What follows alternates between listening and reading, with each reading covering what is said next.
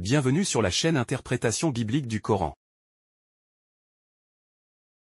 À force de nous dire qu'il y a un Coran mécois et un Coran médinois, l'exégèse musulmane a réussi à faire croire à la plupart des chercheurs et des orientalistes qu'il existe un Coran mécois et un Coran médinois. Bien plus, certains orientalistes et chercheurs ont fait preuve de créativité en divisant le Coran mécois en différentes étapes de ce qu'ils considèrent comme étant le Coran mécois. Mieux encore, nous trouvons qu'il y a des orientalistes et des chercheurs qui ont établi une réorganisation chronologique des sourates du Coran. Quelle en est la raison? C'est tout simplement parce qu'ils croient qu'il y a un Coran mécois et un Coran médinois. La vérité est que ces orientalistes et ces chercheurs ne se sont pas appuyés dans leurs recherches sur la vérité qui ressort du Coran. En fait, le Coran ne nous dit tout simplement pas qu'il existe un Coran mécois et un Coran médinois. En réalité, ceux qui nous disent qu'il existe un Coran mécois et un Coran médinois sont des exégètes parmi les premiers exégètes et musulmans, dont notamment Al-Qurtubi et Ibn Kathir.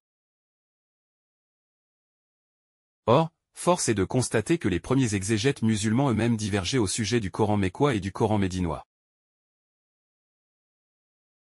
Concernant la sourate Al-Bayina, par exemple, nous trouvons Al-Qurtubi nous dit que la sourate Al-Bayina est mécoise selon Yahya ben Salam, et médinoise selon Ibn Abbas et la majorité des exégètes. Sur ce point, les commentateurs et leurs récits divergent non seulement au sujet de la sourate Al-Bayina, mais ils divergent également en cela au sujet de nombreuses sourates du Coran, à commencer par la sourate Al-Fatiha. S'il y avait réellement un Coran mécois et un Coran médinois, ces exégètes n'auraient pas été en désaccord sur toutes les nombreuses sourates du Coran auxquelles Al-Suyuti a consacré son fameux chapitre sur le Coran mécois et le Coran médinois. S'il y avait vraiment un Coran mécois et un Coran médinois, le Coran nous l'aurait dit explicitement et sans détour. S'il y avait un Coran mécois et un Coran médinois, nous aurions trouvé la Mecque mentionnée dans les sourates mécoises. Nous aurions également trouvé Médine mentionnée dans les sourates médinoises. Mais, la vérité est que nous vivons dans l'illusion de comprendre et l'illusion de savoir lorsqu'il s'agit du Coran. Encore, faut-il répéter cet état de fait inlassablement? Le Coran ne nous dit pas qu'il existe un Coran mécois et un Coran médinois.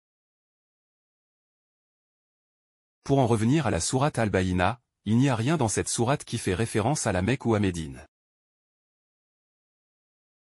Sur ce, je vous donne rendez-vous à la prochaine édition. Au revoir, les amis.